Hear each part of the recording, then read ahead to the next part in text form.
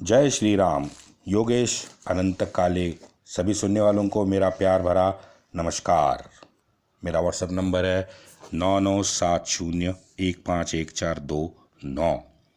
मित्रों, देवल रानी का जो व्यक्तिमत्व है, उस व्यक्तिमत्व की आप पीड़ा देखो।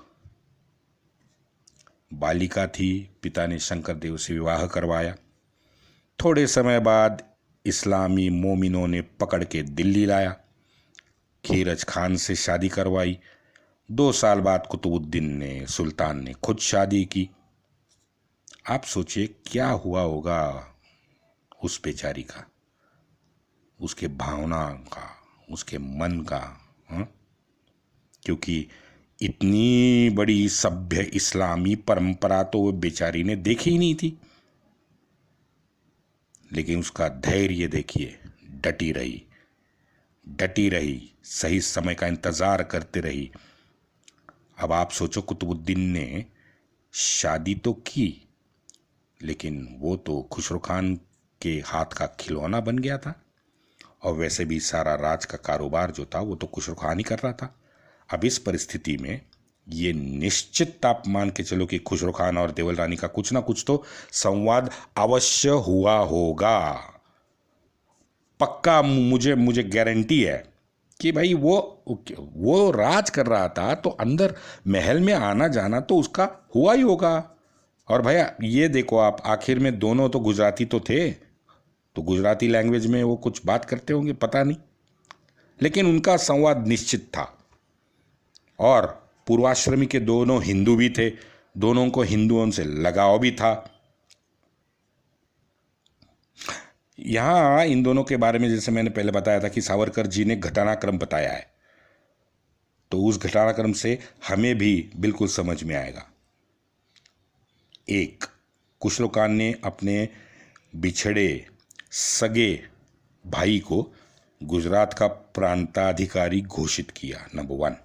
नंबर 2, गुजरात से अपने जाति परिया, जो उसकी जात थी, उसके 30,000 नौजवान दिल्ली लाके फौज में भर्ती करवा दिए। अब प्लानिंग देखो, इसकी बंदे की प्लानिंग जबरदस्त है। 3, एक बड़ा परिया जाति का दल, ये बहुत महत्वपूर्ण है, खुद के अपने जाति का एक पूर्ण दल उसने खुद के संरक्षण में ले लिया, अंगरक्षक के तौर पे। अब ऐसा नहीं था मित्रों कि दिल्ली के अशराफ मोमिन इसका अर्थ नहीं समझ रहे थे। लेकिन सुल्तान तो हमारा तो सुनने के मूड में ही नहीं था, या फिर उसकी न सुनने की हालत खुसरो खान ने ऑलरेडी कर दी थी, पता नहीं। क्योंकि यही कारण लगता है कि ये नशेड़ी देवगिरी पे हरपाल देव यादव को हराने जब गए थे, तो पता नहीं उसके पीछे शायद हमारा खुसरो खान ही होगा। वरना कुतुबुद्दीन को दिल्ली भेज के अकेले खुसरो खान 1-1.5 साल के लिए मलबार क्यों चला जाता, बताइए। और वहाँ के वो इस्लामी मोमिन टिक्का खान को भी क्यों मारता। वो तो व्यापारी, बहुत बड़ा व्यापारी भी था, हाँ, लेकिन उसको काट डाला वहाँ पे। इससे ये हुआ कि अशराफ के मन का एक संशय शायद उसने कम कर दिया, कुतुबुद्दीन को ना मार के और दिल्ली भेज के। और दूसरा, मुझे लगता है कि खुसरो खान को अपने उसकी जो भविष्य की योजनाएं थी, वो योजनाएं रचने का, समझने का, कुछ लोगों से मिलने का निश्चित समय उसको अवश्य मिला इन 1-1.5 साल की दक्षिण यात्रा से। क्योंकि हम लोग देखते हैं कि ये पूरी इस्लामी राज्य व्यवस्था जो थी वो 130 साल पुरानी थी, तो इसको हटाना काफ़ी कठिन काम कर रहा होगा। गुप्तता रखना भी अनिवार्य था। तो खुसरो खान ने मलबार परिसर में जितनी भी लूट की थी, वो पूरी की पूरी लूट खुसरो ने दिल्ली भेजी। अब आप फ़र्क समझिए, अलाउद्दीन का भाई नुसरत खान वो जब पहली बार गुजरात गया था तो बीच रास्ते में उसके ही मोमिन भाड़ोत्री जो फौज थी, मोमिन जिहादी फौज, उसने बगावत कर दी थी पैसे के लिए, है ना, विद्रोह किया था। मैंने आपको बताया था नुसरत खान का विद्रोह। फिर उसने दिल्ली में आके बड़ा कांड कर दिया। वहीं आप देखेंगे खुसरो ने सारी लूट सही सलामत दिल्ली तक पहुंचाई है। मुझे लगता है खुसरो खान ने ये पहुंचाई क्योंकि उसका लक्ष्य बहुत बड़ा था और उस लक्ष्य पाने के लिए धैर्य आवश्यक था, जो उसने दिखाया है। इस दक्षिण के पूरे दौर में तवारीख क्या, जो जितने भी राज दरबारी लेखक है वो क्या बताते हैं, सुनो। एक ने लिखा, खुसरो खान मलबार से सिंध भागने की फिराक में था तो उसे पकड़ कर दिल्ली लाया गया। दूसरे ने लिखा, देवगिरी से निकलते ही खुसरो खान ने विद्रोह किया, मलबार भाग गया लेकिन कैद करके दिल्ली लाया गया। इतिहास के भारत के हम जिसे महर्षि कहते हैं, परम आदरणीय रियासतकार से जिन्हें गौरवित किया गया है, वो हमारे महाराष्ट्रियन माननीय सरदेसाई जी और दूसरे आदरणीय मुंशी जी, ये दोनों को कुछ उस वक्त के हस्तलिखित प्राप्त हुए। अब उन्हीं हस्तलिखितों में देवल रानी और खुसरो खान का कुछ पत्र व्यवहार और कुछ गोपनीय जानकारी का जिक्र है। भाई अगर आशिकी सत्य है तो उस समय के हस्तलिखित क्यों सत्य नहीं है भाई?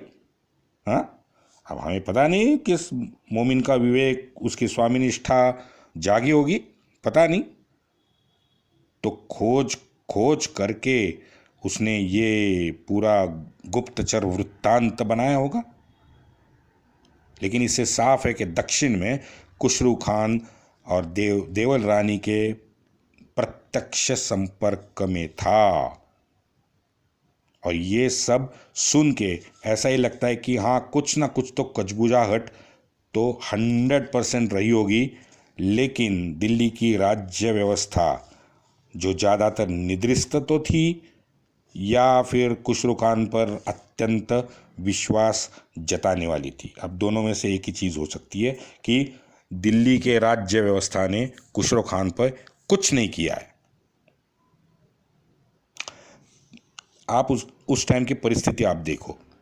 पश्चिम उत्तर में राजस्थान में राजा हमीर मोमिनों के नाक में दम कर रखा था। एक दो जगह तो ऐसे प्रमाण मिलते हैं कि दक्षिण में खुसरो खान से राजपूतों ने संपर्क किया था। आगे खुसरो खान ने अपने भाई को गुजरात में बिठाया था, अनहलवाड़ा, खुद के सगे भाई को बिठाया था। और प्रत्यक्ष राजमहल के अंदर चट्टान की तरह खड़ी थी देवल रानी, जो भी उसी के पक्ष की थी। तो मेरे ख्याल से खिचड़ी पकने का समय तो निकट आया था। लेकिन दक्षिण में एक छोटी दिक्कत थी। दिक्कत ये थी कि वो हसन अपना अभी भी मोमिन ही था और ज़्यादातर हिंदू इन दिल्ली के मोमिन से मन से डरे हुए थे। दिल्ली में अफवाहों का बाजार तो बिल्कुल गर्म था। जैसे मैंने पहले कहा, वो तो गर्म रखा ही था तुर्क और पठानों ने। लेकिन ये जो इस्लामी हमारे जिहादी अशराफ हैं, उनको कोई तथ्य नहीं मिल पा रहा था। तो सभी जो घटित घटनाएं हैं तो मोमिन और सुल्तान के पक्ष में ही उनको दिखाई दे रही थी। तो जल्दी से ये साफ हो गया कि नहीं, खुसरो गद्दार नहीं है। लेकिन आगे एक बात सुनो कि खुसरो जैसे दिल्ली लौटता है, उसको कैद करना छोड़िए, बड़े बड़े अशराफ उसको तोहफे भेंट पेश करते हैं। अब बताओ, लेकिन खुसरो क्या करता है? खुसरो ने दिल्ली में उसके जो विरोध करने वाले अशराफ थे उनको पकड़ के मौत के घाट उतारा है। उसमें दो तो उसके साथ दक्षिण में आने वाले सरदार ही थे। अब बताओ, अब प्रश्न मित्रों ये उठता है कि ये तो दक्षिण मलबार में 1-1.5 साल था। तो दिल्ली में विरोध करने वालों के नाम उसको किसने बताए होंगे? देवल रानी तो नहीं बताएंगे शायद। तो इससे ये राज दरबारी अशराफ जो है ये खुसरू खान से ज्यादा डर गए। अब मित्रों कारण समझ में आता है कि अलादीन के जमाने के हिंदुओं पे लगाए गए सभी कर क्यों हटे, हिंदू धार्मिक पाश मुक्त क्यों हो गए, सामान्य हिंदू जनता को कहां और कैसे सुकून मिला। और इस सब घटनाओं का असर ये हुआ कि हवा का रुख पहचानने वाले राज्य मंत्रिमंडल के अशराफ भी खुसरू के समर्थन में आ गए। मित्रों समय बिल्कुल अनुकूल हो चला था। राजमहल, मंत्रिमंडल, सैन्य, सामान्य जनता कोई भी विरोध में नहीं था। ये तो क्रांति होने वाली थी। नहीं, क्रांति नहीं, ये तो धार्मिक क्रांति होने वाली थी। खुसरू खान और उसके पीछे चट्टान की तरह खड़ी देवल रानी। मित्रों आसान नहीं था तंत्र को तोड़ना। तंत्र की जड़ें बहुत गहरी थी। एक खुसरो खान ने काम किया। खुसरो खान ने अब चाल चली। खुसरो खान ने सुल्तान के आगे एक विनम्र प्रस्ताव रखा। खुसरो खान ने कहा, मैंने गुजरात से बुलाए गए मेरे जाति के लोगों का दीन की दावत दी है। मेरी आंतरिक इच्छा यह है कि प्रत्यक्ष सुल्तान उन्हें कलमा पढ़ाए। असर तो होना ही था। भैया आशिक ने कहा है, ना कैसे कह सकता है। अगस्त की एक शाम को जुम्मे के दिन दावत दे दी। उसी रात सुल्तान अपने 1000 खंभों वाले महल में सोया हुआ था जो दिल्ली के पास है। जाहिर है उसके बगल में कौन हुआ होगा? उसका आशिक खुसरू खान भी लेटा हुआ था। अब कलमा पढ़ के ये जो नए नवेले परिया जातीय गुजराती जो है, नए मोमिन, वो भी महल में थे। अब वही महल के बाहर एक कोठी थी नीचे बगल वाली। तो बगल वाली कोठी से वो तो काजी की थी। तो कुछ काजी को कुछ शंका हुई, तो काजी को गड़बड़ लगी, तो काजी बाहर आ गया तो उसने पहरा था।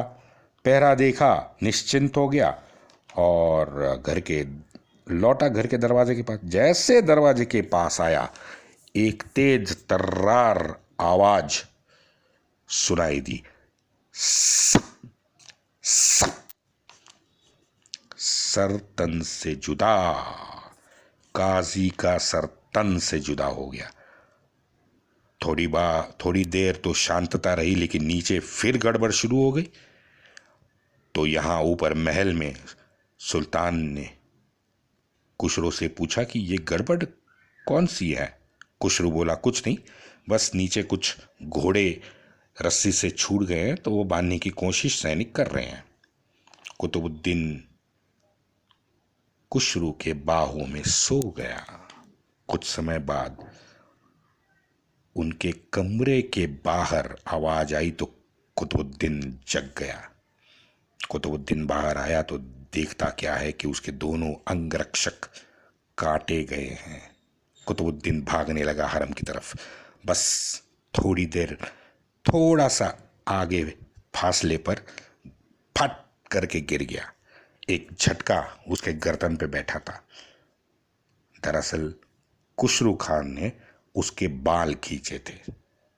जैसे गिरा, पीछे मुड़ के देखा खुसरो खान था, तो तुरंत उठ खड़ा हो गया और खुसरो खान की बाहों में समा गया। खुसरो खान को इसी घड़ी का इंतजार था। जैसे खुसरो ने उन्हें अपने बाहों से छुड़वाया, कुतुबुद्दीन की गर्दन सर से अलग हो गई। परिया के अपने स्वातंत्र वीरों ने सुल्तान को काट डाला। उसके बाद पूरी रात भर किसी को कानों कान खबर नहीं चली। किसी को नहीं पता था दिल्ली में कि महल में इतना बड़ा कांड हो गया है। पता चला सुबह को हर दिल्ली वाला चौंक गया। हर दिल्ली वाला, हर अशराफी, मंत्रिमंडल, हरम, पूरा एक दूसरे को यही पूछ रहा था